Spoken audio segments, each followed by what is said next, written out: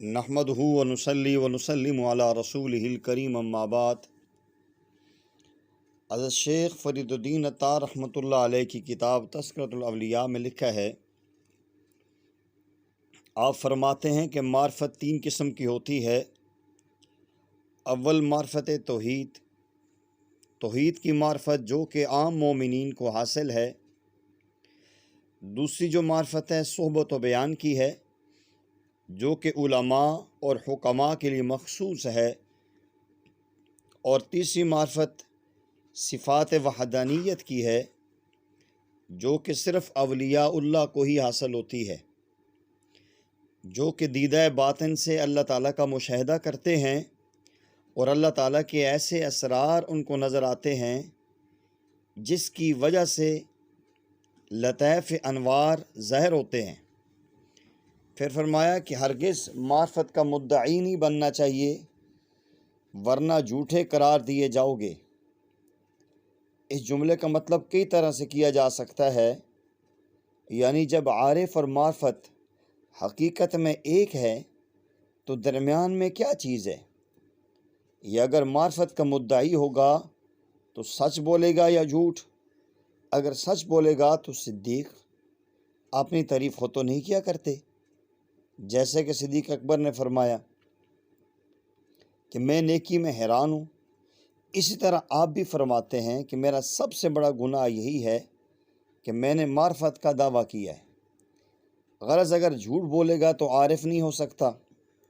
خلاصہ یہ ہوا کہ اپنے آپ کو ہرگز عارف نہ کہو، کیونکہ جو شخص زیادہ عارف ہوتا ہے، اللہ کو زیادہ پہچانتا ہے، اسی قدر ہی اللہ تعالیٰ کے متعلق اس کی حیرت زیادہ ہو جاتا ہے۔ جیسے فرمایا نا، نزدیکا را بیش بود حیرانی، نزدیکا را بیش بود حیرانی، کاشیاں دا نند سیات سلطانی۔ یعنی جو لوگ بادشاہ کے زیادہ مقرب ہوتے ہیں وہ زیادہ حیران یا خوف زدہ رہتے ہیں، کیونکہ وہ سیاست سلطانی کو جانتے ہیں۔ لوگوں نے پوچھا کہ عارف کی کیا صفات ہوتی ہیں؟ فرمایا کہ جو عارف ہوتا ہے نا، عارف بغیر علم، چشم مشاہدہ، کشف و حجاب کے وغیرہ کے دیکھتا ہے، کیونکہ وہ قریب ہوتا ہے، اس کو علم کی ضرورت نہیں، اسے چشم مشاہدہ اور کشف و حجاب یہ ان کے بغیر دیکھتا ہے، کیونکہ ذات حق تعالی شانہ کے ساتھ واصل ہو جاتا ہے۔ ان کی گردش اللہ کی گردش، ان کی باتیں اللہ کی باتیں، ان کی نظر خدا کی نظر ہوتی ہے۔ ہمارے پیارے آقا کریم صلی اللہ علیہ وسلم نے فرمایا کہ اللہ تعالیٰ فرماتے ہیں، جب میں کسی بندے کو اپنا دوست بناتا ہوں تو میں اس بندے کا کان، آنکھیں، زبان، ہاتھ، پاؤں وغیرہ بن جاتا ہوں، تاکہ وہ مجھ سے سنے، مجھ سے دیکھے، مجھ سے بولے، مجھ سے کام کرے اور کہیں جائے۔ پھر فرمایا کہ زاہد لوگ آخرت کے بادشاہ ہیں، مگر عارف لوگ زاہدوں کے بادشاہ ہوتے ہیں۔